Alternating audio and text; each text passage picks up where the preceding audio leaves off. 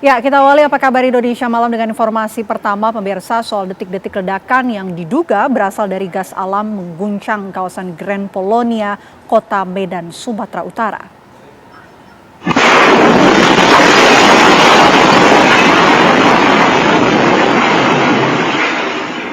Suasana tenang di kompleks perumahan mewah ini mendadak berubah mencekam saat terjadi ledakan kuat yang diduga berasal dari kebocoran gas alam. Tampak dalam rekaman video, bangunan rumah mengalami kerusakan parah. Kerasnya ledakan membuat hampir seluruh bagian bangunan runtuh dan material berserakan di sekitar lokasi. Petugas gabungan bersama dengan warga langsung melakukan evakuasi dan pencarian korban di bawah puing-puing bangunan.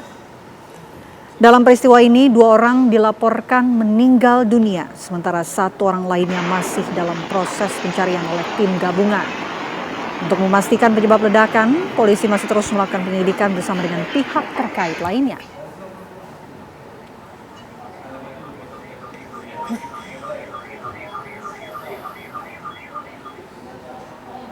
Dan pemirsa, 2 orang korban diduga masih tertimbun material bangunan rumah yang ambruk akibat ledakan dahsyat di perumahan Grand Polonia, Medan, Sumatera Utara. Kondisi rumah bernomor 3B yang menjadi pusat ledakan tampak rusak parah. Bangunan yang terdiri dari 3 lantai ini mengalami kerusakan lebih dari 70% di bagian lantai 2 dan 3. Tim SAR gabungan yang diterjunkan untuk melakukan pencarian 2 korban mencapai 400 orang. Hal ini untuk mempercepat proses evakuasi. Tim SAR juga mengerahkan 3 unit ekskavator guna mempercepat pengangkatan material bangunan. Hingga saat ini pemirsa, 1 orang korban meninggal dunia berhasil dievakuasi pada dini hari tadi. Selain merusak rumah yang berada di sekitar, 3 unit mobil mewah juga ringsek tertimpa bongkahan beton. Hasil investigasi awal sekarang ini masih berlangsung. Hasil investigasi awal adanya kebocoran dari pipa gas tanam atau pipa gas bawah tanah. Tadi kami sudah masuk dengan menggunakan alat pendeteksi gas, memang terdeteksi di situ. Namun demikian ini dugaan baru investigasi awal, dan akibat itu ada beberapa rumah yang terdampak pecahan serpihan kacanya. Kita ke kabar lainnya pemirsa, 1 orang korban tenggelamnya kapal motor Nurul Salsa kembali ditemukan. Korban ditemukan oleh nelayan Pulau Pamulikang di Kabupaten Pangkep. Tim SAR gabungan yang melaksanakan operasi pencarian korban tenggelamnya KM Nurul Salsa menemukan 1 jenazah yang diduga merupakan korban kecelakaan kapal motor Nurul Salsa. Tubuh korban ditemukan setelah nelayan di Pulau Pamulikang melaporkan adanya sesosok jenazah yang berjenis kelamin perempuan terapung di perairan sekitar Pulau Pamulikang. Menindaklanjuti laporan tersebut, KN SAR Kamajaya dan RIP KN SAR Pacitan bergerak menuju lokasi untuk melakukan penjemputan. Selanjutnya, jenazah akan menjalani proses identifikasi oleh tim yang berwenang sebelum identitasnya diumumkan secara resmi.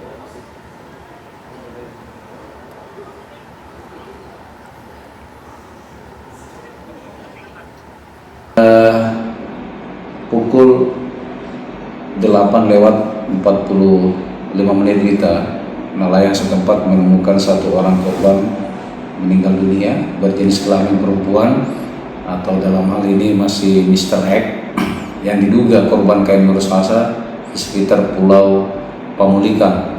Kemudian diserahkan ke KN SAR Kamajaya untuk selanjutnya dievakuasi menuju Pelabuhan Soekarno-Hatta Makassar dan akan diserahkan ke tim DPI Polda Sulawesi Selatan atau Rumah Sakit Bayangkara untuk dilaksanakan otopsi lebih lanjut. Informasi lainnya pemirsa, di mana Jalan Raya Bekasi hingga Pulau Gebang mengalami kemacetan hingga 5 km imbas truk bongkar muat. Pengendara mengalami kemacetan hingga berjam-jam. Dampak antrenya truk-truk bongkar muat barang sebuah perusahaan di kawasan Celincing, Jakarta Utara. sejak Senin malam menyebabkan kemacetan horor sepanjang sekitar 5 km di Jalan Raya Bekasi, Jakarta Timur. Banyak pengendara stop total dan pengendara motor terpaksa naik ke trotoar hingga mencari jalan alternatif. Kemacetan tersebut diakibatkan banyaknya truk besar yang mengantri di bahu jalan untuk melakukan bongkar muat barang.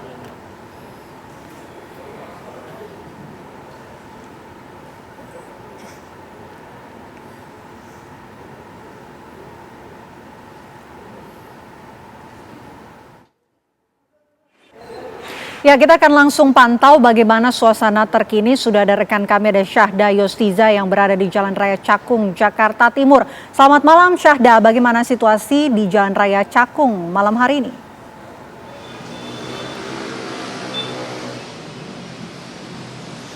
Baik, selamat malam Vena, Celia dan juga pemirsa. Seperti yang tadi Vena tanyakan, bahwasannya hingga sore hari ini di pukul 18.08 waktu Indonesia Barat, pemandangan kemacetan ini tentunya masih terlihat khususnya di wilayah atau area dari Cakung Cilincing. Namun posisi di tempat saya mengabarkan saat ini, saya sedang berada di jembatan penyeberangan orang. Ya, memang kami bisa menampilkan bahwasannya untuk kemacetan itu sendiri ini terlihat di Jalan Raya Bekasi, yang mana ini juga terkoneksi untuk menuju ke area Cakung Cilincing. Bisa kami gambarkan bahwasannya untuk pemandangan kemacetan di sini ini bisa dijelaskan sebagai kemacetan sistemik. Mengapa demikian Vena, Celia dan juga pemirsa? Karena kemacetan ini tentunya membentang sepanjang 5 km panjangnya tentunya dan meluas ke sejumlah ruas penghubung termasuk yakni di Jalan Pulau Gebang. Berdasarkan pantauan kami di lapangan, penyebab utama dari kemacetan ini tentunya bukan berasal dari kecelakaan lalu lintas ataupun gangguan infrastruktur jalan, tetapi bagaimana kepadatan yang bisa juru kamera saya Sri Agung gambarkan ini dipicu akibat antrian panjang dari truk-truk kontainer serta kendaraan logistik yang memang hendak melakukan aktivitas bongkar muat khususnya di depo peti kemas kontainer di area sekitar koridor Jalan Raya Cakung Cilincing, Jakarta Timur, Jakarta Utara. Yang mana seperti kita ketahui bahwasannya wilayah tersebut ini merupakan salah satu pusat logistik vital yang melayani bongkar muat, penyimpanan dan distribusi kargo khususnya dari dan menuju pelabuhan Tanjung Priuk. Memang sebenarnya untuk kendaraan berat ini telah terbentuk dari sejak Senin malam, namun seiring meningkatnya volume kendaraan di jam-jam sibuk seperti Selasa pagi bahkan hingga sore hari ini di mana ini termasuk jam pulang kerja, sehingga bisa kami gambarkan bahwasannya kapasitas jalan yang memang kami soroti ini tidak lagi mampu untuk mengakomodasi pergerakan kendaraan secara normal. Akibatnya adalah antrian truk ini akibatnya memanfaatkan sebagian dari jalan yang menunggu giliran untuk masuk ke area gudang, akhirnya juga meluber ke badan jalan dan mengurangi kapasitas lajur yang memang seharusnya bisa digunakan oleh kendaraan umum. Kondisi tersebut bahwasannya ini bisa menciptakan adanya domino efek, Vena, Celia dan juga pemirsa. Mengapa? Karena memang bisa digambarkan kendaraan roda 4 di sini ini nyaris tidak bergerak dalam waktu yang cukup lama. Sementara untuk pengendara sepeda motor ini mencari celah dan memanfaatkan celah-celah jalan alternatif untuk bisa menghindari kepadatan yang memang semakin mengular. Dan memang kepadatan atau kemacetan ini tidak hanya berdampak terhadap mobilitas masyarakat yang hendak beraktivitas, tetapi juga mengganggu khususnya fungsi jalan raya sebagai salah satu koridor utama distribusi logistik yang khususnya ini kalau bisa kami jelaskan menghubungkan kawasan industri di Jakarta Timur dengan Jakarta Utara, adapun juga Bekasi dan juga akses ke Pelabuhan Tanjung Priuk. Nah, ini juru kamera saya Sri Agung menggambarkan bagaimana kepadatan kendaraan tidak hanya terjadi di jalur bawah, tetapi juga di jalur atas ini mengalami antrian kendaraan yang cukup panjang. Bahkan bisa dilihat bersama-sama pemirsa, satu titik ini mengalami stuck atau kepadatan yang cukup panjang, di mana tekanan hambatan di sini ini memberikan efek penyebaran di pada ruas jalan sekitar lainnya sehingga menciptakan adanya perlambatan yang memang bersifat regional. Dan kalau bisa kami jelaskan bahwasannya untuk petugas kepolisian bersama instansi setempat ini juga melakukan pengaturan arus lalu lintas di sejumlah titik di area sini untuk mencegah kepadatan yang meluas, karena memang seiring berjalannya waktu arus kendaraan ini dikabarkan mulai bergerak, tetapi yang bisa kami sampaikan bahwasannya kepadatan masih terjadi khususnya di titik kami mengabarkan saat ini. Dan Vena, Celia serta pemirsa, bahwasannya kalau bisa kami jelaskan fenomena yang ada di sini berdasarkan analisis yang yang kami lihat ini merupakan salah satu persoalan klasik yang acap kali terjadi karena ini merupakan persoalan antara tata kelola ruang industri dan juga distribusi logistik, di mana antrian kendaraan atau logistik ini kemudian menjadi bersinggungan dengan buffet area atau kantong parkir sehingga akses ruas jalan tidak bisa dimaksimalkan secara keseluruhan. Sementara update-nya demikian, saya kembalikan ke studio. Baik, terima kasih laporan langsung Syahda Yustiza, selamat bertugas kembali.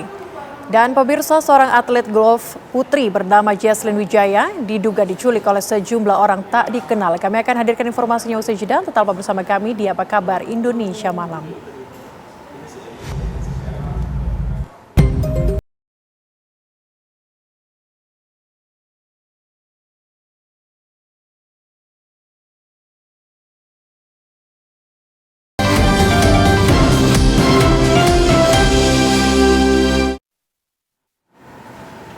Anda kembali menyaksikan Apa Kabar Indonesia Malam, pemirsa. Seorang atlet golf putri bernama Jesslyn Wijaya diduga diculik oleh sejumlah orang tak dikenal saat tengah menghadiri perayaan hari ulang tahun sang nenek di sebuah restoran di kawasan Mangga Besar, Sawah Besar, Jakarta Pusat.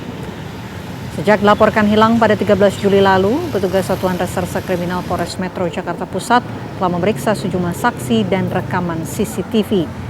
Korban diduga dibawa paksa oleh 5 pria berbadan kekar dengan cara mata dan mulut dibekap serta tubuh digotong paksa ke dalam mobil. Kasat Reskrim Polres Metro Jakarta Pusat AKBP Robi Heri Saputra membenarkan adanya peristiwa tersebut yang dilaporkan oleh teman dekat korban. Namun korban berhasil ditemukan, pelapor telah mengajukan pencabutan laporan pada Minggu 19 Juli kemarin. Penyidik menyatakan masih tetap melakukan penyidikan guna mengungkap misteri hilangnya korban.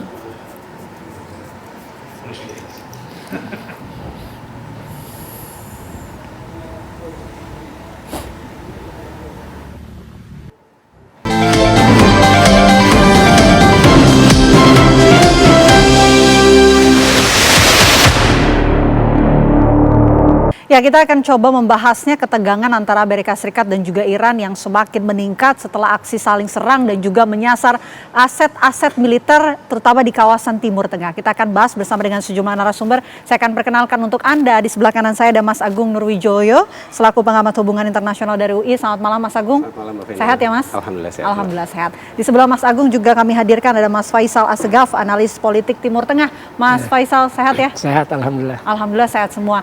Saya ingin membuka diskusi kita ke Mas Agung terlebih dahulu untuk kita melihat bagaimana eskalasi sejauh ini. Apakah benar dengan aksi saling serang ini kita sudah masuk ke konflik perang terbuka, Mas Agung? Saya pikir sampai sekarang belum kepada disebut sebagai perang terbuka ya. Cuma memang saya tidak bisa memungkiri bahwa ini situasi yang mengkhawatirkan.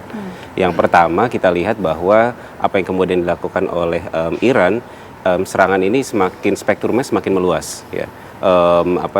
Dengan target-target yang sifatnya sangat presisi, bahkan kalau kita terkaitkan dengan kemampuan jelajah rudalnya Iran itu kan bisa 300 sampai 2000 km. Ya. Artinya sebenarnya tidak ada satupun kawasan di Timur Tengah yang khususnya objek-objek Amerika Serikat ya itu tidak luput dari jangkauannya Iran seperti itu.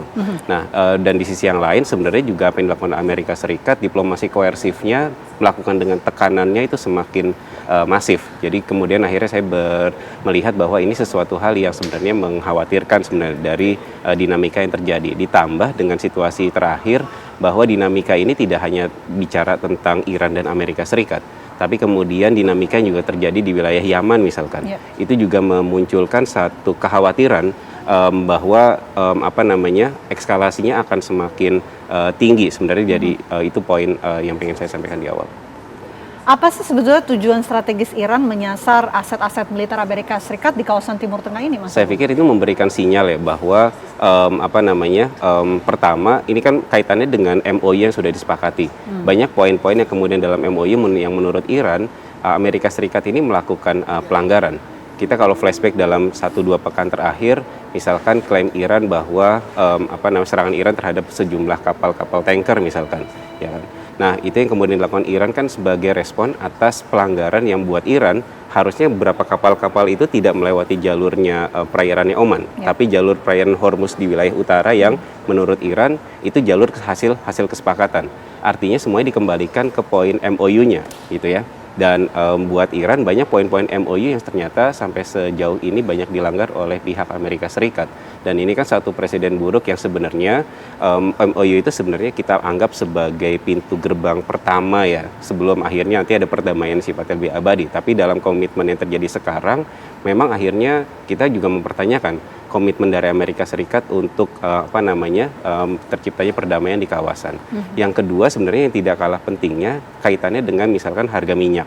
Ya, harga minyak dunia itu sekarang terkoreksi kemudian naik di antara 70 sampai 80 sampai 85 ya sekitar segitulah US dollar per barel. Dan saya berpikiran bahwa eskalasi itu akan mudah terjadi ketika harga minyak itu jatuh. Ketika harga 65, 70 itu kemudian ada usaha untuk mengekskalasi konflik sehingga harga minyak naik dan itu memberikan keuntungan strategis buat Amerika Serikat khususnya. Dan kita tidak bisa mungkiri sebenarnya Amerika Serikat walaupun juga habis-habisan dalam proses perang yang terjadi sekarang, Amerika Serikat juga di sisi yang bersamaan juga menangguk banyak keuntungan dari harga minyak yang relatif di angka 70 sampai 90. Dan yang kedua, Amerika Serikat itu juga banyak mendapatkan keuntungan dalam konteks kerjasama pertahanan di kawasan Timur Tengah. Jadi negara-negara Timur Tengah itu prosentase dan jumlah mereka untuk membeli alutsista dari Amerika Serikat, sistem pertahanan udara dan segala macam itu cukup masif. Ya, artinya ini kan imbas dari sebuah perang yang kita fokusnya adalah venue utamanya Iran versus Amerika Serikat, tapi ternyata di kawasan memberikan pengaruh signifikan dan memberikan keuntungan strategis buat Amerika Serikat dalam titik ekonomi tersebut. Mas Faisal, kalau dari kacamata Anda, apa sebetulnya alasan Iran lebih memilih menyerang fasilitas Amerika Serikat di kawasan Timur Tengah daripada di luar Amerika? Ya, sebenarnya yang pertama itu kan Iran sudah memperingatkan sebelum Amerika melancarkan agresi. Trump kan sebelum 28 Februari sudah mengancam akan menyerang Iran kalau misalkan tidak tercapai kesepakatan soal perundingan nuklir sebelum 28 Februari. Iran sudah mengancam kalau misalkan Amerika menyerang maka semua pangkalan akan diserang dan itu sudah dibuktikan oleh Iran. Yang pertama ya seperti dikatakan oleh Pak Agung ya memang jangkauan peluru kendali Iran baru memang seluruh Timur Tengah itu terjangkau, tapi kalau di luar Timur Tengah itu agak sulit karena memang setahu saya itu Iran belum punya peluru kendali jarak jauh antar benua, itu belum ada. Jadi memang itu yang yang disasar, yakni pangkalan-pangkalan militer Amerika di Timur Tengah. Yang kedua pesannya adalah kepada negara-negara yang mengizinkan adanya berdirinya pangkalan Amerika, bahwa mereka itu adalah sebuah kebijakan yang salah. Karena ketika terjadi perang antara Iran dan Amerika, Iran sudah memberikan ancaman akan menyerang pangkalan, itu sudah dibuktikan. Artinya negara-negara Arab yang memiliki pangkalan militer Amerika ya itu akhirnya sekarang jadi sasaran, walaupun memang yang disasar memang aset militer Amerika, tapi kan efek keamanan, sosial dengan ekonominya itu sangat terasa. Yang ketiga itu adalah pesan bahwa sebenarnya Iran ingin bahwa Amerika keluar dari Timur Tengah. Sebenarnya itu tujuan akhir dari Iran. Kalau bisa tidak ada lagi pangkalan Amerika yang ada di Timur Tengah, karena itu kan merupakan representasi dari hegemoni Amerika Serikat di Timur Tengah. Nah, benar kata Pak Agung bahwa memang Amerika menerima keuntungan di sini. Di tengah perang melawan Iran itu yang sudah ada kesepakatan ketika Arab Saudi membeli persenjataan dari Amerika 1,96 miliar dolar nilainya. Jadi kalau dibilang bahwa negara-negara Arab merasa wah ini Amerika tidak bisa membela pangkalannya, kita akan beralih ke negara lain, misalnya Rusia atau Cina, ternyata enggak. Mereka memang masih mengandalkan Amerika Serikat untuk sistem pertahanan negaranya dan keberlangsungan sistem monarki. Karena saya khawatir gini, kalau negara-negara Arab Teluk itu semua kan monarki, Arab Saudi, Kuwait, UEA, Uni Emirat Arab, Bahrain, Qatar, dan Oman, itu semua keluar atau mengusir Amerika, Amerika bisa bikin skenario terjadi revolusi Timur Tengah seperti yang terjadi 2011. Kalau kita menganalisa tentunya sejauh ini bagaimana kemampuan drone dan juga rudal kedua belah pihak, baik itu Amerika Serikat dan juga Iran. Kalau Mas Faisal melihat keduanya ini saling memiliki kekuatan yang sama atau justru Amerika Serikat unggul sejauh ini? Ya, kalau saya lihat peluru kendali balistik Iran ini kan mampu menghantam pangkalan-pangkalan militer. Dan Iran biasanya memulai selain drone juga diikuti oleh peluru kendali balistik. Jadi drone itu pesawat nirawak kamikaze Shahed 136 itu seolah-olah untuk menghabiskan rudal pencegatnya. Jadi satu drone bahkan bisa dicegat 3, 4 atau bahkan 8, pernah ada kasus 8 hanya untuk mencegat satu drone atau satu peluru kendali balistik dan diikuti dengan peluru kendali balistik lainnya. Saya kira ketika Trump sepakat atau mengumumkan sepihak gencatan senjata April, menurut saya itu adalah keputusan yang cerdas. Tapi ketika Trump balik lagi berperang atau menyerang Iran, itu adalah sebuah kebodohan karena sudah terbukti dari 28 Februari sampai Maret 3 tujuan perang tidak ada yang tercapai. Yang pertama, tumbangkan rezim tidak tercapai, melumpuhkan kekuatan Iran tidak tercapai, membuka Selat Hormuz pun juga gagal sampai sekarang. Oke, Mas Agung, sekarang kita bicara soal dampak dengan adanya aksi saling serang dari kedua belah pihak. Dampaknya ini seperti apa sejauh ini? Apakah sudah terlihat juga khususnya di kawasan Timur Tengah, negara-negara kawasan seperti negara Arab itu sudah mulai berpindah begitu dari Amerika Serikat ke Iran sejauh ini? Pertama yang memang punya dampak secara langsung adalah dalam akses Hormuz tentunya ya. Nah, memang dalam beberapa waktu terakhir kita melihat bahwa ada sebuah fenomena berpikirnya negara-negara Arab untuk mencari alternatif lain dan mengurangi ketergantungan terhadap Hormuz. Karena bagaimanapun juga Hormuz ini kan akses utama. Hormuz ini adalah 20% dari jalur energi yang kemudian melintasi ke seluruh dunia, ya kan? Nah, dari fenomena itu, Uni Emirat Arab, Irak dan segala macamnya itu negara-negara sudah berpikir jalur-jalur alternatif untuk mengekspor minyak dan gas mereka, gitu kan. Jadi itu yang kemudian mereka bahkan mempercepat pembangunan pipa-pipa minyak seperti itu. Nah, karena itu penting untuk ya keberlangsungan ekonomi mereka. Itu satu, itu yang kemudian kita lihat. Yang kedua, tentu Hormuz itu juga kan tidak bicara sekedar masalah minyak dan gas, tapi dia bicara akses logistik untuk komoditas-komoditas yang lain gitu ya. Buat Iran, makanya kemudian ketika dinamika ini kemudian kembali berkecamuk, tentu buat Iran juga ini kan akses utama yang kemudian dia harus dicari alternatif-alternatif yang lain. Jadi memang saya pengen mengatakan bahwa ada dampak ekonomi yang cukup signifikan ketika berbicara terjadinya eskalasi yang terjadi dalam 1-2 pekan terakhir ini. Yang kedua, ini ada kemudian dampak secara politiknya, ya kan. Ketika bicara misalkan dalam poin bicara tentang Hormuz, dia tidak hanya bicara tentang aspek ekonomi saja, tapi dia bicara juga dalam aspek perang terhadap otoritas.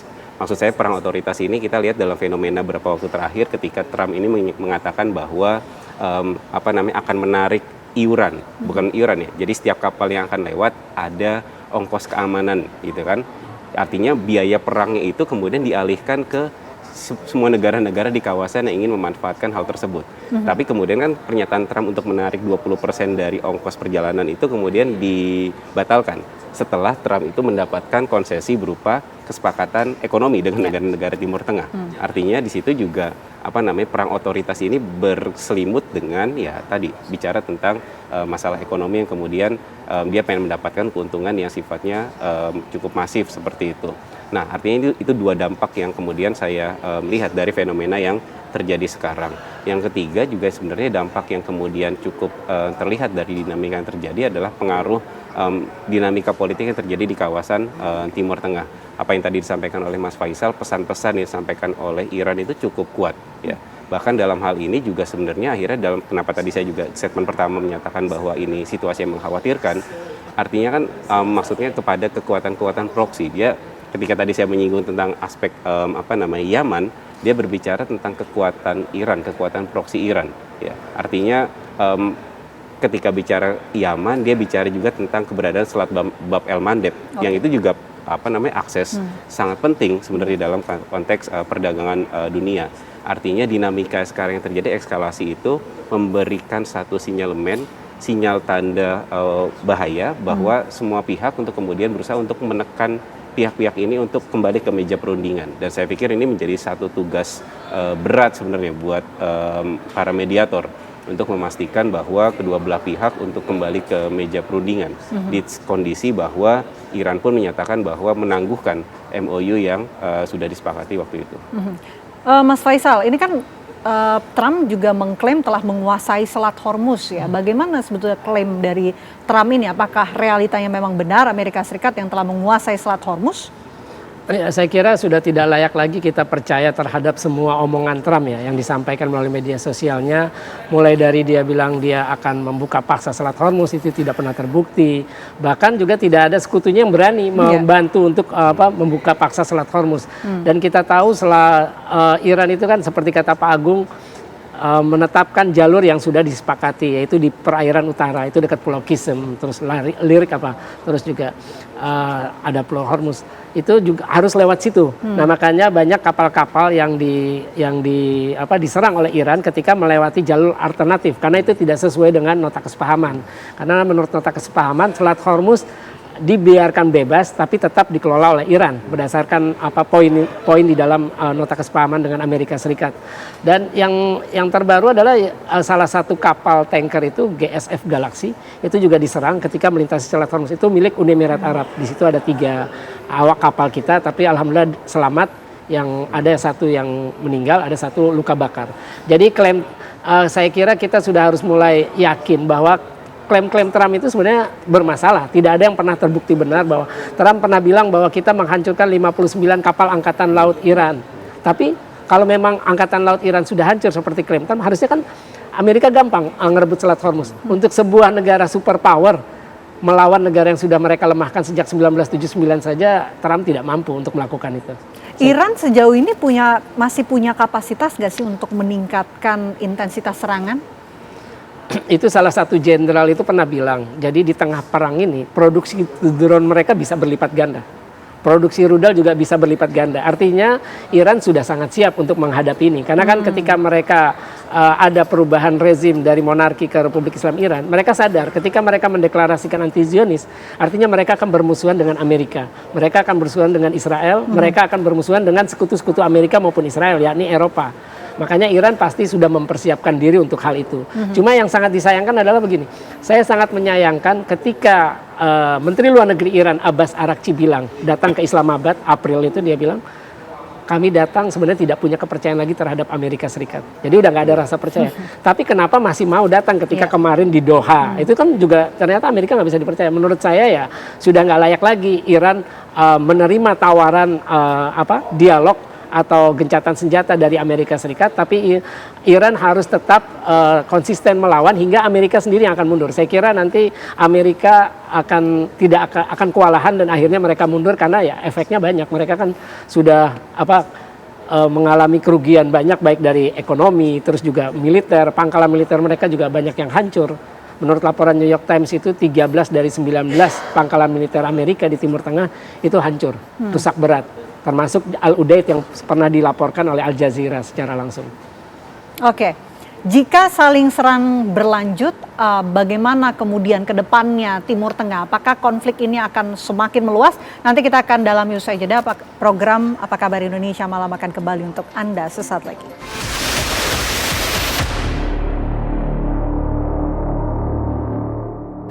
Ya, kita lanjutkan diskusi kita. Saya mau ke Mas Agung. Mas Agung, seberapa besar peluang konflik ini akan meluas ke kawasan, Mas?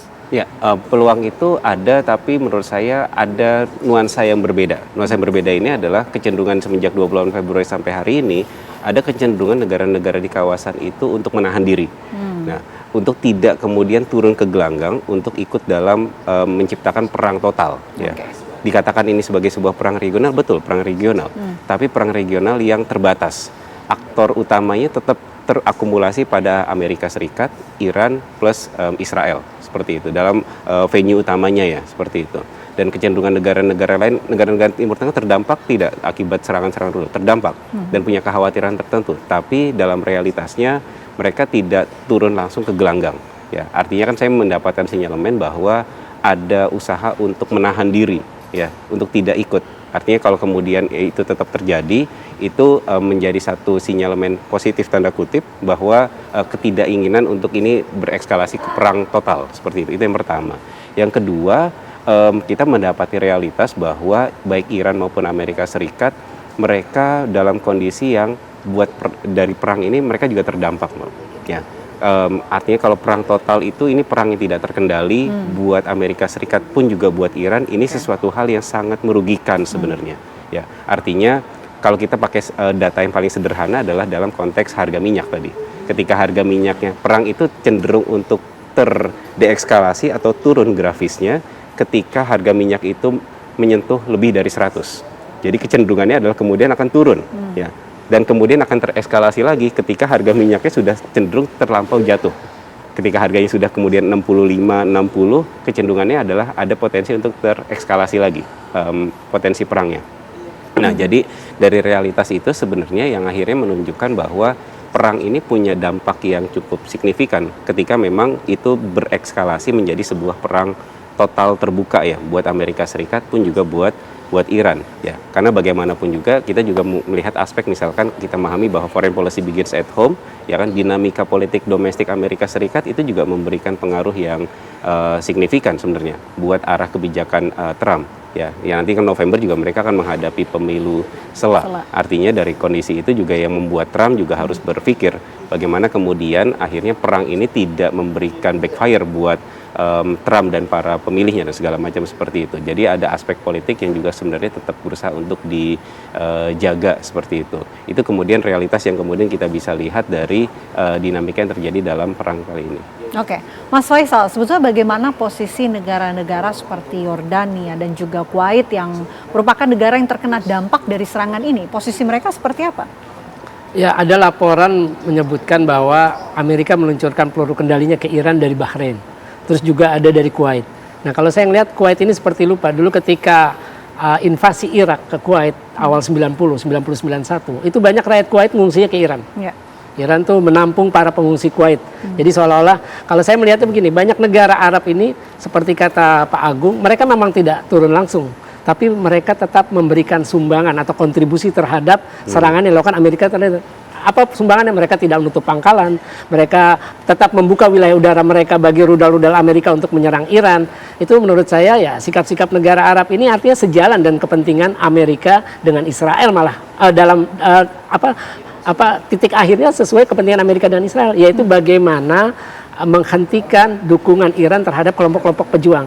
Kita bisa bayangkan kalau Iran tidak memberikan dari awal dukungan persenjataan, dana, pelatihan, baik bagi Hamas Jihad Islam di Gaza ataupun Hizbullah di Lebanon, kita akan melihat Israel akan kembali mencaplok Gaza.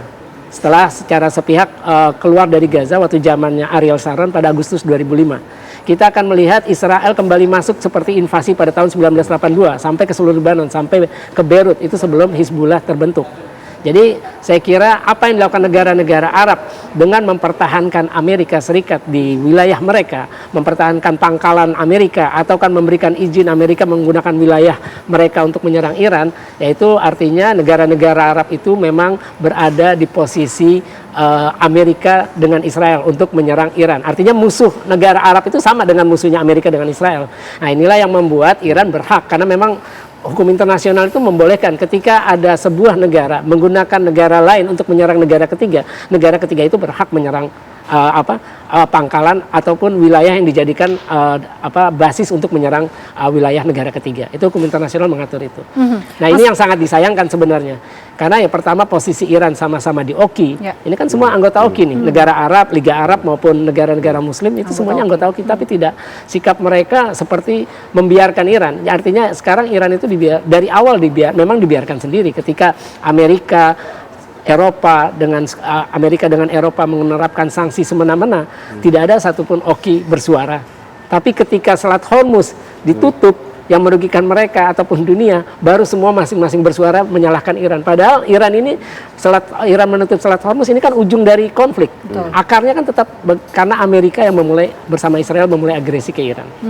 Mas Agung, apa yang opsi yang dimiliki oleh kedua belah pihak ini untuk kemudian mencegah eskalasi terus-menerus meningkat? Ya, tentu kemudian titik temu ya konsesi atas kesepakatan yang kemudian disepakati. Sebenarnya ketika bicara tentang MOU, kalau MOU itu bisa berjalan, kedua belah pihak bisa menghormati apa yang sudah disepakati, saya pikir ruang-ruang eskalasinya jauh lebih kecil, ya kan. Tapi memang kan kalau kita lihat kembali lagi misalkan dalam poin MOU, perkara yang paling besar, ruang yang paling kritik cukup signifikan kenapa kemudian itu tidak bisa berjalan adalah ketiadaan mekanisme di lapangan yang ada observer lah bahasa mudahnya gitu. Tidak ada pemantau di lapangan yang memastikan bahwa masing-masing pihak itu mau nurut dengan apa yang sudah disepakati seperti itu. Nah, artinya kemudian itu menjadi poin penting sebenarnya ya. Jadi poin kesepakatan bahwa masing-masing pihak mau menahan diri, masing-masing pihak mau menerima apa yang sudah disepakati tadi. Apakah itu poin bicara tentang masalah Hormuz, bicara tentang masalah nuklir, bicara masalah bahwa perang itu tidak terjadi di wilayah-wilayah yang lain, misalkan seperti itu. Kan dalam realitasnya ternyata kan misalkan dalam aktor misalkan seperti halnya Israel ya. Israel tetap menganggap bahwa ya front Libanon adalah front yang terpisah dengan perjanjian yang sudah disepakati antara Iran dengan Amerika Serikat. Jadi realitas ini kan menjadi realitas yang sifatnya anomali sebenarnya gitu. Nah, artinya ini yang kemudian memang harus kemudian diupayakan untuk kemudian didorong untuk terjadinya ya peredaan situasi yang sangat genting ini di kawasan Timur Tengah. Pertanyaannya siapa yang bisa kemudian memantau kedua belah pihak untuk mengikuti aturan yang telah disepakati begitu?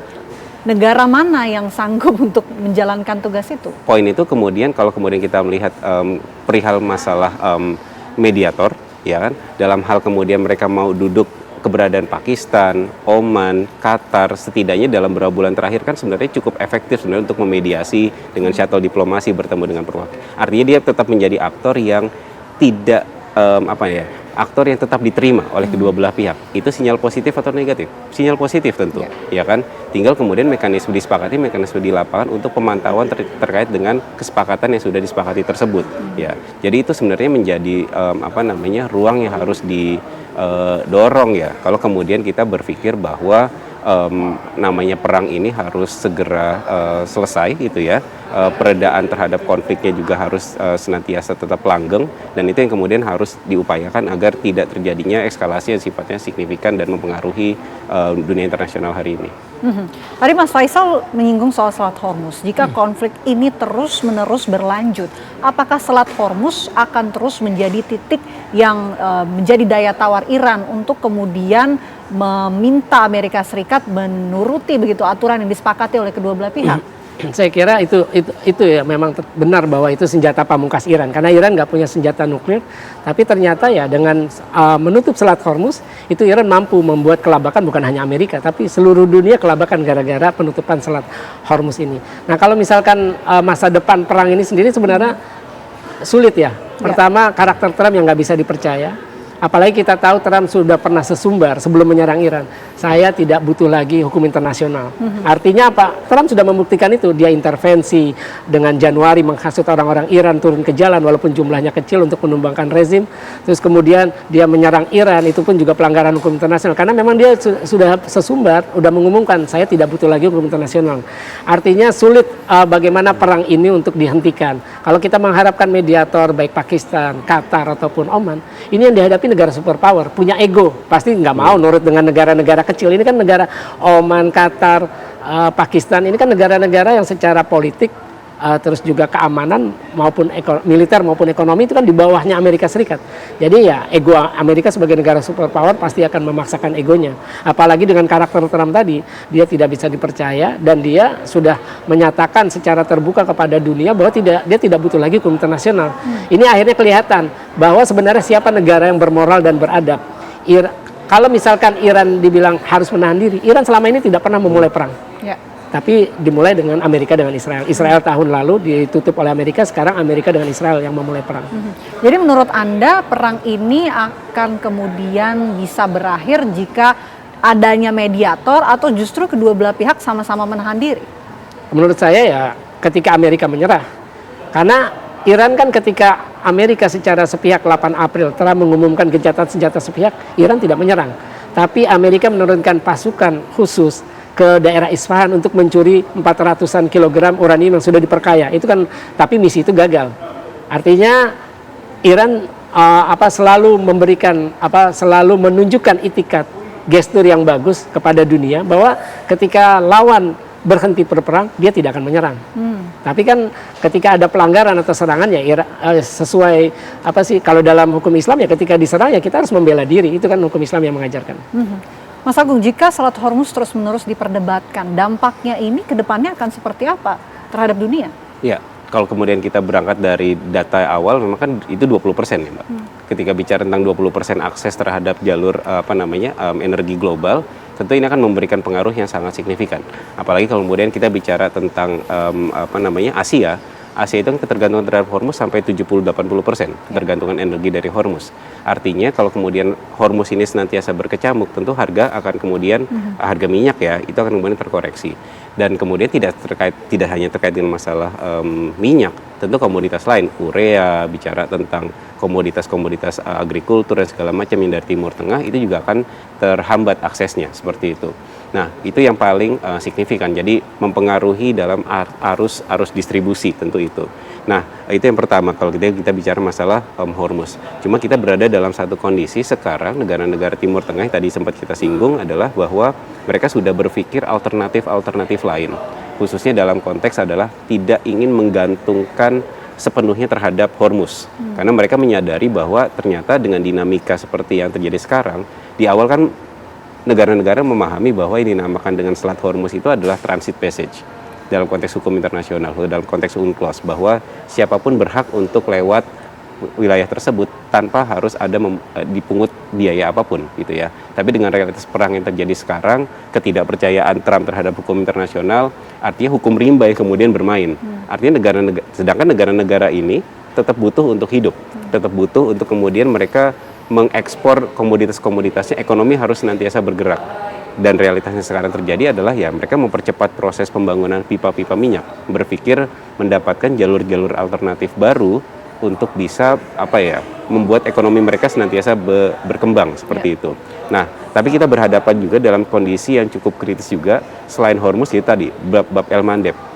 Jadi bicara stabilitas kawasan, dia tidak saja bicara tentang Hormuz saja, tapi dia berbicara dengan aspek yang lain yang juga memberikan suasana signifikan terhadap dinamika yang terjadi di kawasan. Tapi kita bicara tadi dalam konteks bicara tentang Hormuz, tentu itu menjadi aspek yang sangat penting ya Mbak, ketika bicara tentang dampak dari kalau ada penutupan secara total lagi terhadap Hormuz itu sendiri.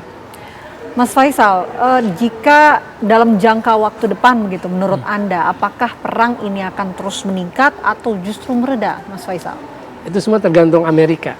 Artinya kalau Amerika sudah kelelahan, baik sumber daya, dana, anggaran, apalagi kan sudah keluar resolusi perang dari Kongres yang sudah menyetop tambahan dana itu ya, saya kira tergantung. Kalau Trump memang masih mau nekat, perang akan berlanjut. Tapi kalau Trump memang sudah capek, karena kan dia juga pernah mengakui bahwa kita sedang berperang dengan negara yang kuat.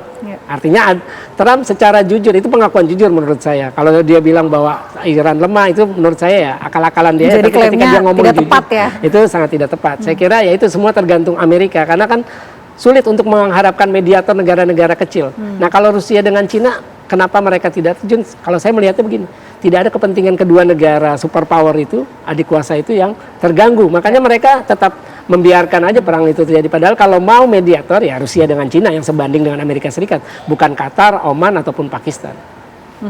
Baik, tentu kita terus pantau bagaimana perkembangannya, apakah benar-benar konflik antara kedua belah pihak ini bisa segera mereda atau justru meningkat lagi. Kira-kira ketika meningkat nanti apa yang bisa dilakukan untuk meredakan konflik ini, nanti kita akan bahas lebih lanjut. Terima kasih Mas Agung, terima kasih juga Mas Faisal sudah bergabung bersama kami di Apa Kabar Indonesia. Malam sehat selalu semuanya. Terima kasih. Sama-sama Mbak, makasih.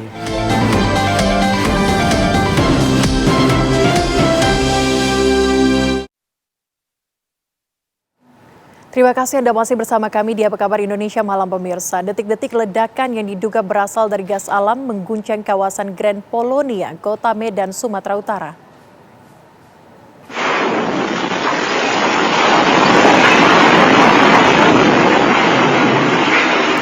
Suasana tenang di kompleks perumahan mewah ini mendadak berubah mencekam saat terjadi ledakan kuat yang diduga berasal dari kebocoran gas alam. Tampak dalam rekaman video bangunan rumah mengalami kerusakan parah. Kerasnya ledakan membuat hampir seluruh bagian bangunan runtuh dan material berserakan di sekitar lokasi. Petugas gabungan bersama dengan warga langsung melakukan evakuasi dan pencarian korban di bawah puing-puing bangunan. Dalam peristiwa ini, 2 orang dilaporkan meninggal dunia. Sementara 1 orang lainnya masih dalam proses pencarian oleh tim gabungan.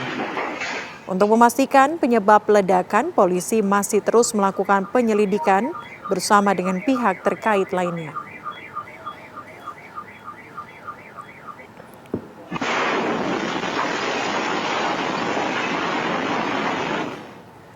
Dua orang korban diduga masih tertimbun material bangunan rumah yang ambruk akibat ledakan dahsyat di perumahan Grand Polonia, Medan. Kondisi rumah bernomor 3B yang menjadi pusat ledakan tampak rusak parah. Bangunan yang terdiri dari 3 lantai ini mengalami kerusakan lebih dari 70% di bagian lantai 2 dan 3.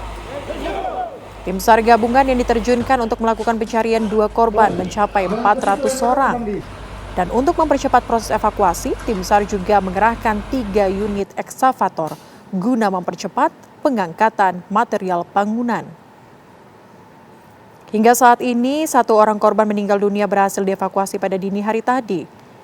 Selain merusak rumah yang berada di sekitar, 3 unit mobil mewah juga ringsek tertimpa bongkahan beton.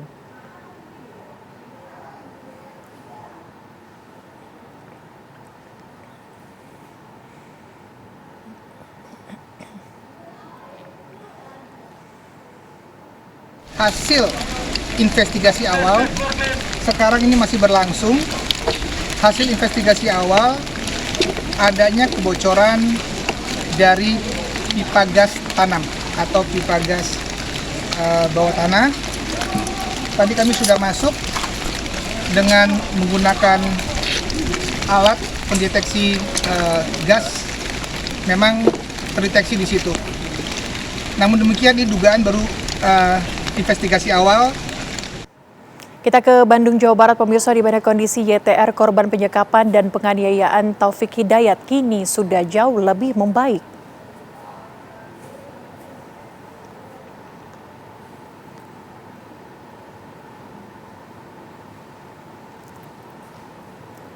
Saat ini, korban masih terus menjalani perawatan di Rumah Sakit Hasan Sadikin, Bandung. Keluarga korban menyampaikan jika YTR berangsur menunjukkan perubahan yang lebih baik dan tampak lebih ceria. Bahkan, YTR sudah dapat duduk sendiri tanpa bantuan perawat ataupun keluarga. Keluarga juga menjelaskan akan ada tindakan medis selanjutnya dari tim dokter untuk mengembalikan kondisi fisik korban yang mengalami sejumlah luka. Sementara itu, sejumlah donasi dari berbagai elemen masyarakat terkumpul sebanyak 2,5 miliar rupiah. Bantuan ini sudah diberikan secara bertahap kepada keluarga YTR sebesar 700 juta rupiah.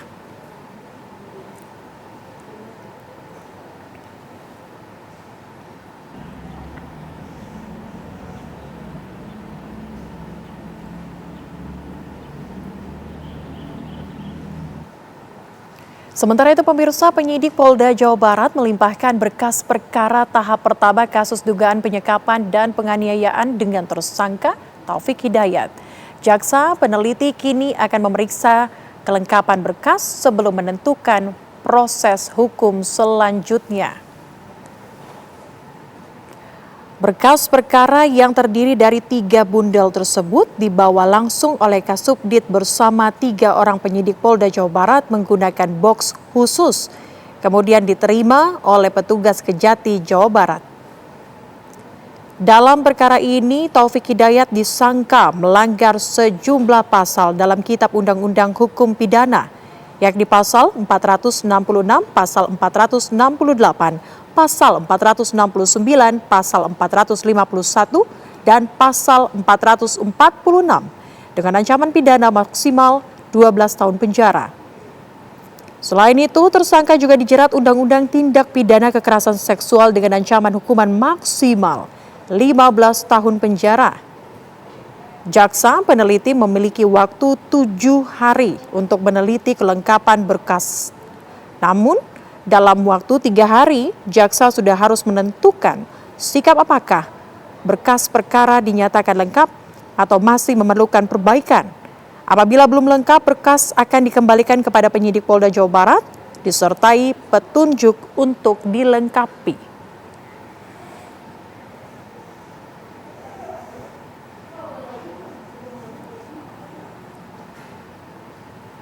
Kita ke informasi lainnya, pemirsa, di mana 1 orang korban tenggelamnya kapal motor Nurul Salsa kembali ditemukan.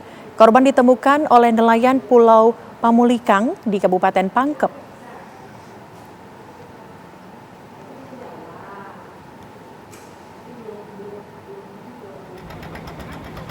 Tim SAR gabungan yang melaksanakan operasi pencarian korban tenggelamnya KM Nurul Salsa menemukan satu jenazah yang diduga merupakan korban kecelakaan kapal motor Nurul Salsa. Tubuh korban ditemukan setelah nelayan di Pulau Pamulikang melaporkan adanya sesosok jenazah yang berjenis kelamin perempuan terapung di perairan sekitar Pulau Pamulikang. Menindaklanjuti laporan tersebut, KN SAR Kamajaya dan RIP KN SAR Pacitan bergerak menuju lokasi untuk melakukan penjemputan. Selanjutnya, jenazah akan menjalani proses identifikasi oleh tim yang berwenang sebelum identitasnya diumumkan secara resmi.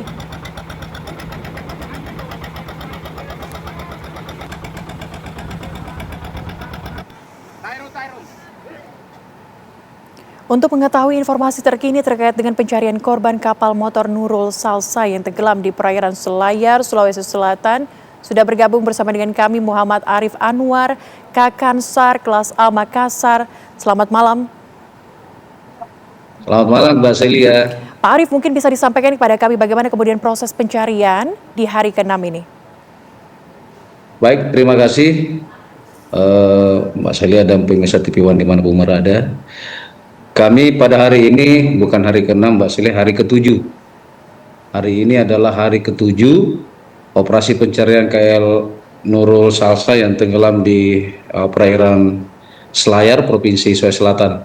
Di mana pada hari ini update perkembangan operasi pada pukul 8:45 WITA ditemukan satu korban berjenis kelamin perempuan yang diduga korban KM Nurul Salsa di sekitar Pulau Pamulikang. Dan update terakhir yang terbaru pada pukul 18:00 WITA ditemukan satu korban lagi di sebelah timur perairan Pulau Sanana Besar dengan jenis kelamin perempuan. Dan kedua korban saat ini, korban yang kedua pada pukul 18 ditemukan oleh nelayan dan diserahkan ke KN SAR Pacitan, dan KN SAR Pacitan melaksanakan intercept dengan KN SAR Kamajaya.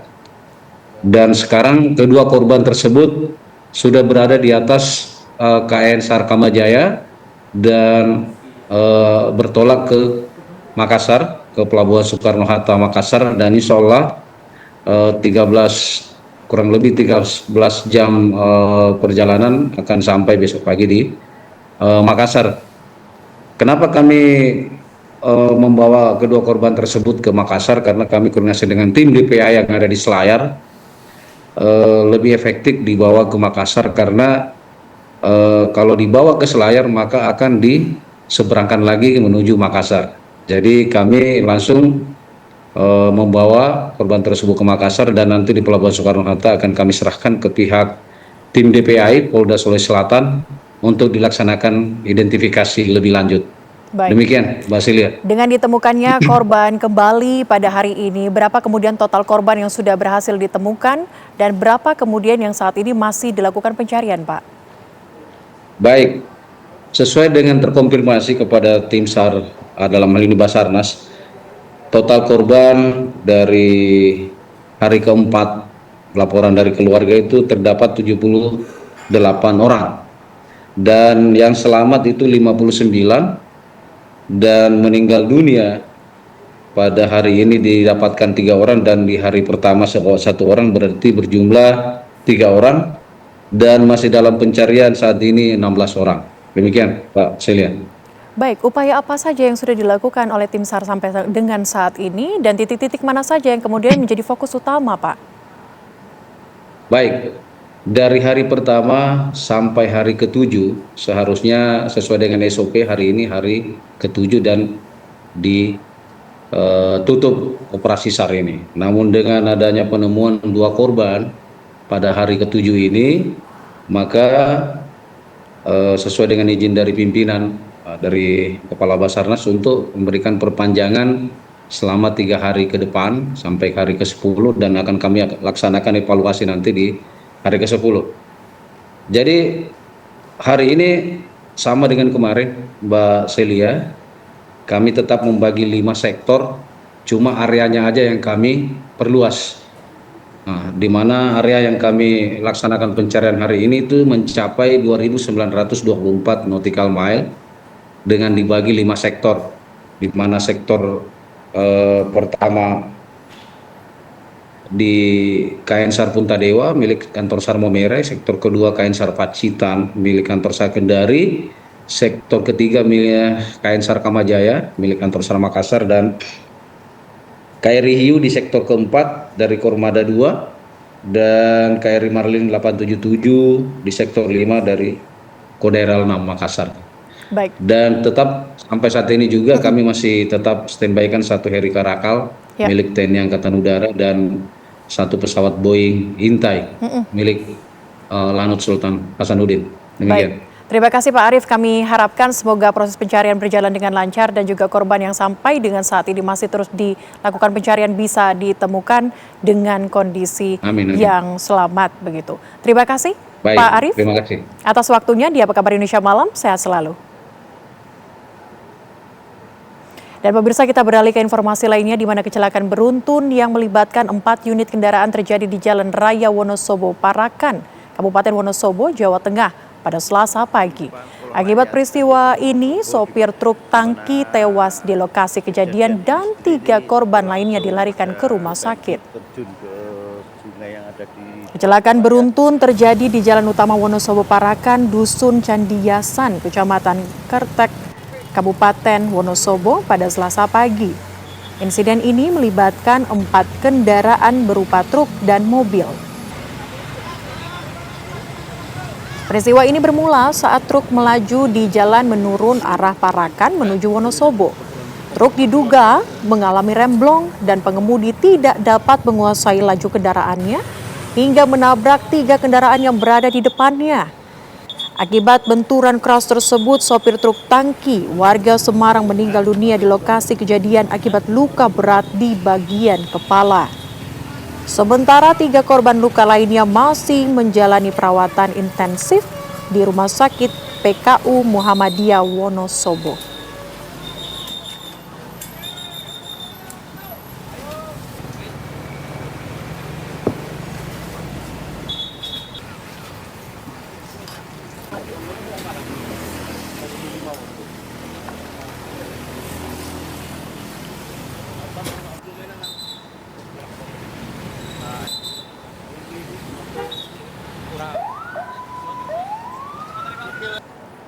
Kecelakaan terjadi di depan sekolah. Pemirsa, ledakan rumah mewah terjadi di Medan, Sumatera Utara. Kami akan hadirkan informasinya untuk Anda usai jeda.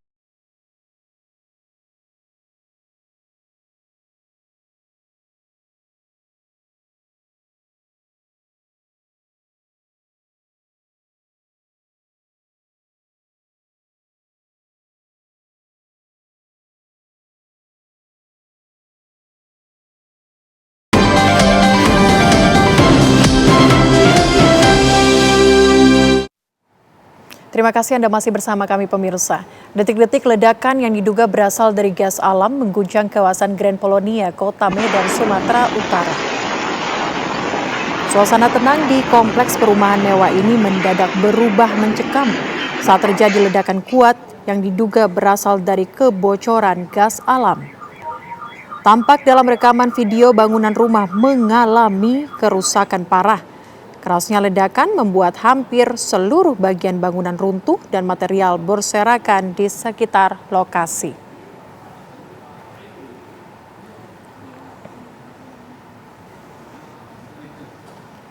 Untuk mengetahui informasi terkini terkait dengan ledakan di sebuah rumah mewah di Medan, Sumatera Utara, sudah ada rekan kami, Sri Wanasari, yang akan mengabarkan langsung dari tempat kejadian.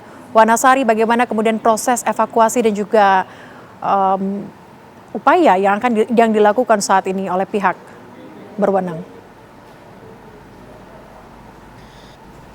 Baik, Stelia dan pemirsa, sekitar 45 menit yang lalu 1 korban kembali berhasil dievakuasi oleh tim SAR gabungan. Yang korban tersebut ditemukan persis di lantai 2, di mana reruntuhan terparah di lantai 2 dan lantai 3 kemudian menimpa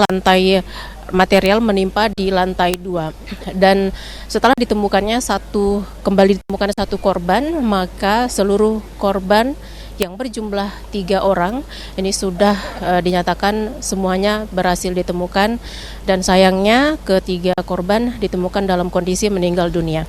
Celia, dapat kami sampaikan informasi ketiga korban tersebut. Yang pertama bernama Jessica, berusia 35 tahun, yang merupakan istri dari pemilik rumah, yaitu Kristianto. Kemudian jasad kedua juga ditemukan sekitar pukul 3 sore tadi, persisnya di lantai 2 juga, dan jasad terakhir ditemukan di lantai yang sama. Diduga kedua jasad terakhir yang ditemukan merupakan ART serta babysitter begitu. Dan setelah ditemukannya 3 korban, maka proses evakuasi dan pencarian ini dihentikan oleh petugas, dan rencana lanjutan yang akan dilakukan oleh tim SAR gabungan adalah mengevakuasi material ledakan yang kini masih terdapat di depan rumah utama, persisnya di komplek Grand Polonia nomor 3B Medan. Dan kami juga masih melihat bangkai mobil yang terdampak dari ledakan dahsyat ini juga masih terlihat di lokasi. Rencananya proses pembersihan material sisa ledakan ini kembali akan dilakukan esok hari sekitar pukul 8 dengan mengerahkan sejumlah alat berat begitu. Ledakan dahsyat yang terjadi pada kemarin sore tidak sekedar meluluh lantakkan rumah yang kondisinya sekitar 70% rusak, kemudian sekitar 6 lebih unit rumah di komplek ini juga terdampak ledakan tersebut. Rumah-rumah tetangga bisa dikatakan begitu mengalami kerusakan ringan hingga berat dan harus direnovasi kembali. Celia. Baik, Wanasari, terkait dengan gas alam yang meledak, apakah dari petugas akan melakukan pengecekan mendalam terkait dengan hal tersebut? Ya, hasil investigasi awal yang disampaikan oleh Kapolrestabes Medan, yaitu Kombes Pol Jin Calvin Simanjuntak, menyatakan bahwa ledakan disebabkan karena kebocoran gas yang terdapat di dalam rumah tersebut ataupun gas tanam begitu. Namun investigasi lanjutan ini harus melibatkan sejumlah pihak, termasuk dari pihak PGN sendiri selaku pengelola dari gas tanam di kawasan ini. Celia, kami juga masih menantikan bagaimana investigasi lanjutan terkait bagaimana kronologi kemudian apa yang menjadi penyebab ledakan dahsyat yang terjadi di perumahan ini. Sebagai informasi, begitu dahsyatnya ledakan yang terjadi di salah satu rumah di perumahan Grand Polonia ini. Informasi yang kami gali dari masyarakat sekitar juga ledakan terdampak atau getaran dari ledakan tersebut juga dapat dirasakan pada radius 200 meter dari titik ledakan. Celia. Laporan lengkapnya Wanasari mengabarkan langsung dari Medan, Sumatera Utara. Selamat bertugas kembali. Dan pemirsa, kita kembali ke Jakarta, di mana Jalan Raya Bekasi hingga Pulau Gebang mengalami kemacetan hingga 5 km imbas truk bongkar muat. Pengendara mengalami kemacetan hingga berjam-jam.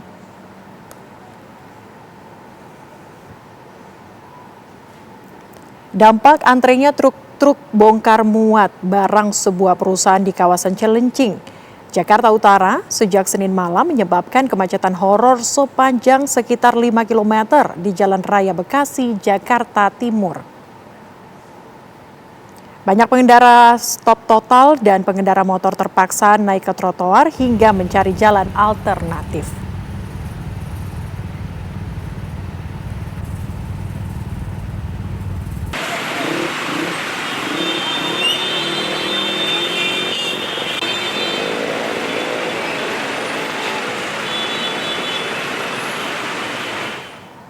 Bagaimana kemudian kondisinya saat ini? Apakah memang sudah bisa terurai jalanan yang macet total? Dari kemarin kami akan tanyakan langsung kepada rekan kami Syada Yustiza yang langsung berada di lokasi di Jalan Raya Cakung, Jakarta Timur. Syada, situasi malam hari ini seperti apa?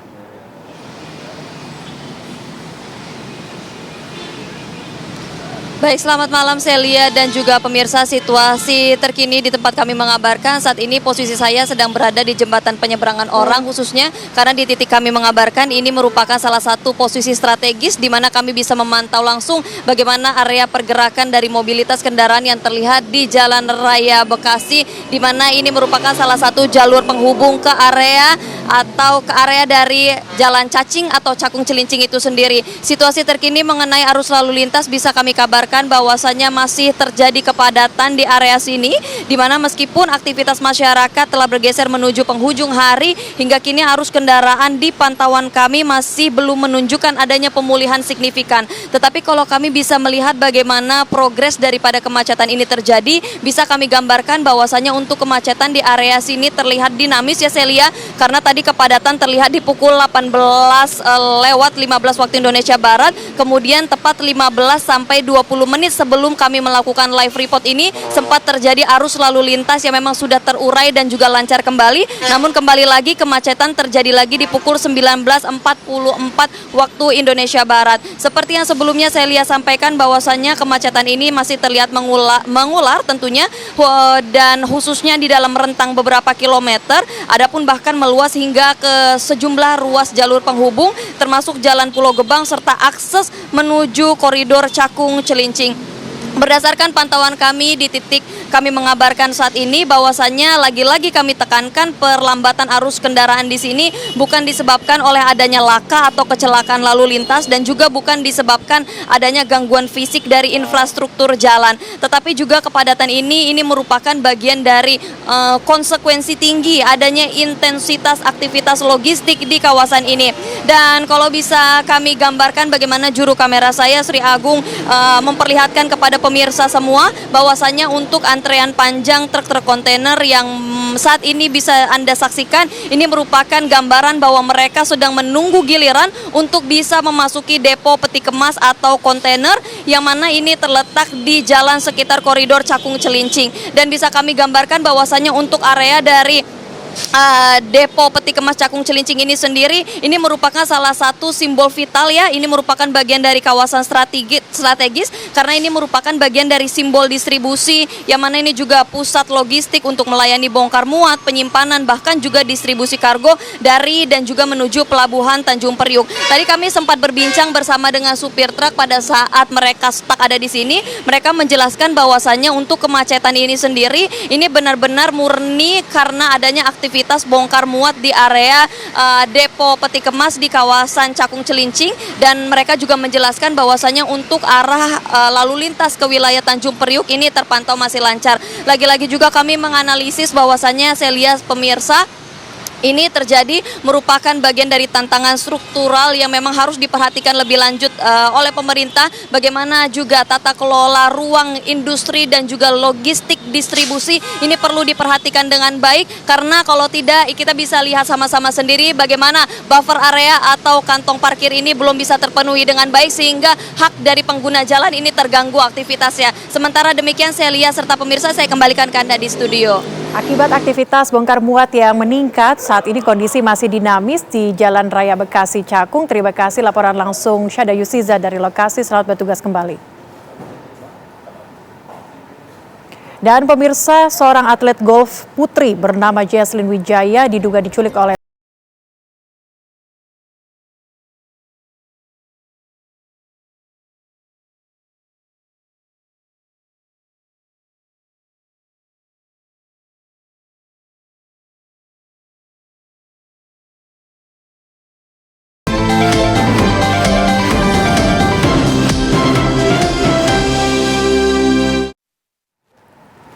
Seorang atlet golf putri bernama Jesslyn Wijaya diduga diculik oleh sejumlah orang tak dikenal saat tengah menghadiri perayaan hari ulang tahun sang nenek di sebuah restoran di kawasan Mangga Besar, Sawah Besar, Jakarta Pusat. Sejak dilaporkan hilang pada 13 Juli lalu, petugas Satuan Reserse Kriminal Polres Metro Jakarta Pusat telah memeriksa sejumlah saksi dan rekaman CCTV. Korban diduga dibawa paksa oleh 5 pria berbadan kekar dengan cara mata dan mulut dibekap serta tubuh digotong paksa ke dalam mobil. Kasat Reskrim Polres Metro Jakarta Pusat AKBP Robi Heri Saputra membenarkan adanya peristiwa tersebut yang dilaporkan oleh teman dekat korban. Namun korban berhasil ditemukan, pelapor telah mengajukan pencabutan laporan pada Minggu 19 Juli kemarin. Penyidik menyatakan masih tetap melakukan penyidikan guna mengungkap misteri hilangnya korban.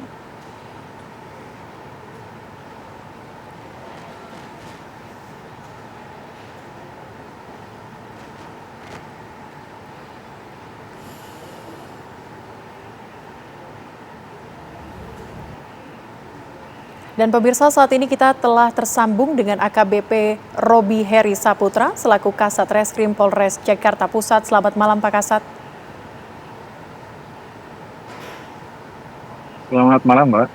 Pak Kasat, sampai dengan saat ini dugaannya di mana posisi korban? Apakah masih berada di Indonesia atau sudah berada di luar negeri? Jadi berdasarkan hasil rangkaian pemeriksaan yang dilakukan oleh Polres Metro Jakarta Pusat, kami menemukan bahwa Jesselyn ini keluar negeri pada tanggal 14 Juli 2026 bersama dengan 2 orang kerabatnya, yang kemudian kami ketahui itu adalah satunya ibunya dan satunya adalah saudari dari ibunya atau tantenya.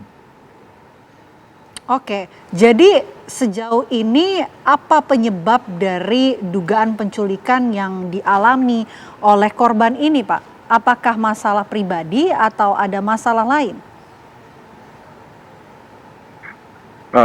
Kami belum bisa menyimpulkan karena pemeriksaan kami belum tuntas. Penyelidikan kami masih mengundang dari orang tua, baik itu bapak, ibu, dan tantenya sendiri. Jadwal pemeriksaannya besok lusa, hari Kamis. Kemudian juga sampai dengan saat ini kami masih belum meraih atau dapat berkomunikasi dengan Jesselyn sendiri. Oke. Dari pantauan kami di Bandara Ahmad Yani memang gesternya Jesselyn, artinya dia turut melakukan check-in dan boarding, namun tidak, atau mungkin saja itu ada ditarik-tarik sama ibunya gitu, tapi tidak melawan, sehingga ini bisa saja mungkin ajakan dari orang tuanya untuk luar negeri atau bukan ajakan, itu juga belum tahu, karena kita belum bisa mengkonfirmasi baik dari Jesselyn maupun dari orang tuanya. Yang pasti kita ketahui bahwa pada tanggal 14 atau sehari setelah kejadian di rumah makan Saung kita, itu yang bersangkutan sudah berada di Semarang dan akan terbang ke Kuala Lumpur. Oke, baik. Artinya sudah terschedule untuk berangkat ke luar negeri, ke Kuala Lumpur begitu, tapi yang menjadi pertanyaan kita bersama, kenapa, apa yang menjadi alasan pencabutan dari kasus ini, Pak?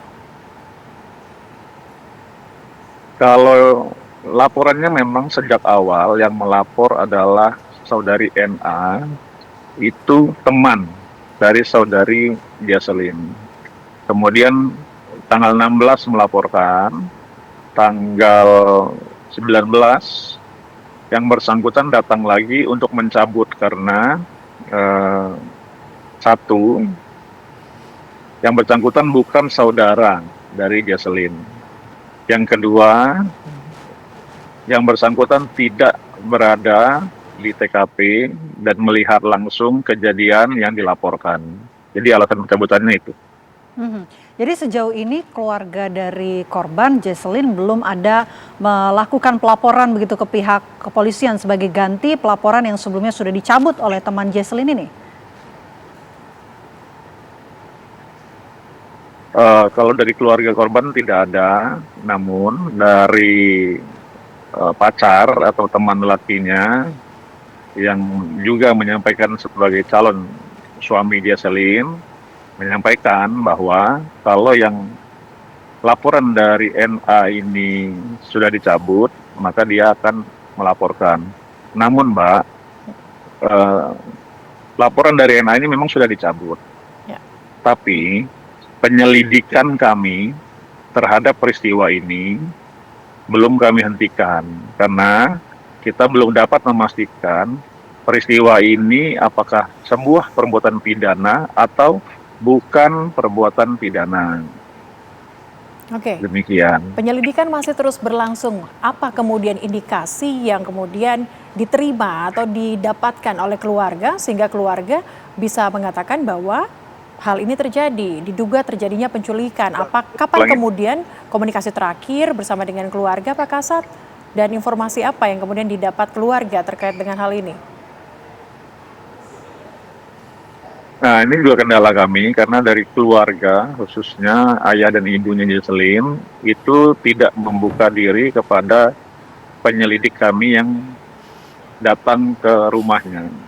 Jadi tanggal 16 laporan, tanggal 17 itu penyelidik kami dari Polres Metro Jakarta Pusat mencoba untuk komunikasi dengan ayahnya yang ada di rumah, namun komunikasi tidak berjalan efektif, sehingga petugas kami pulang tanpa mendapat keterangan yang berarti pada hari itu. Oke, baik. Nanti kita akan kita update. Lanjutkan dengan Baik, Pak Kasat. Nanti kita akan update lagi informasinya kita setelah. lanjutkan dengan panggilan. Silakan Pak, panggilan. Kita lanjutkan dengan panggilan secara tertulis atau undangan klarifikasi kepada ayahnya, kepada ibunya, dan kepada tantenya yang akan kita periksa. Kalau hadir, itu akan kita laksanakan hari Kamis. Oke, baik. Terima kasih banyak Pak Kasat atas waktunya. Nanti kita update lagi informasi terbaru yang akan didapatkan oleh pihak kepolisian. Terima kasih Pak. Selamat malam, sehat selalu. Terima kasih. Pemirsa, selama hampir 2 tahun ratusan siswa sekolah dasar negeri Kebayoran Lama Selatan 09 terpaksa menumpang belajar di sekolah lainnya setelah gedung sekolah mereka roboh pada akhir tahun 2024. Sebanyak 274 siswa SD Negeri Kebayoran Lama Selatan 09 masih menumpang belajar di SDN Kebayoran Lama Selatan 11. Keterbatasan ruang membuat kegiatan belajar mengajar dilaksanakan bergantian hingga 3 shift setiap harinya. Sementara pembangunan kembali gedung sekolah hingga saat ini masih belum dimulai meski berbagai proses administrasi dan perencanaan telah dilakukan. Pembangunan diharapkan dapat segera direalisasikan agar siswa dapat kembali belajar dengan lebih nyaman.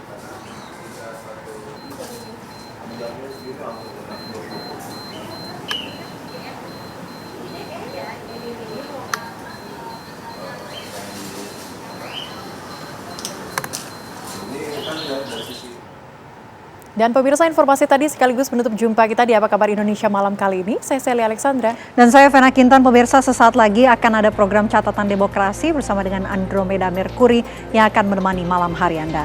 Kami dari Apa Kabar Indonesia malam pamit. Terima kasih atas kebersamaan Anda pemirsa. Sampai jumpa.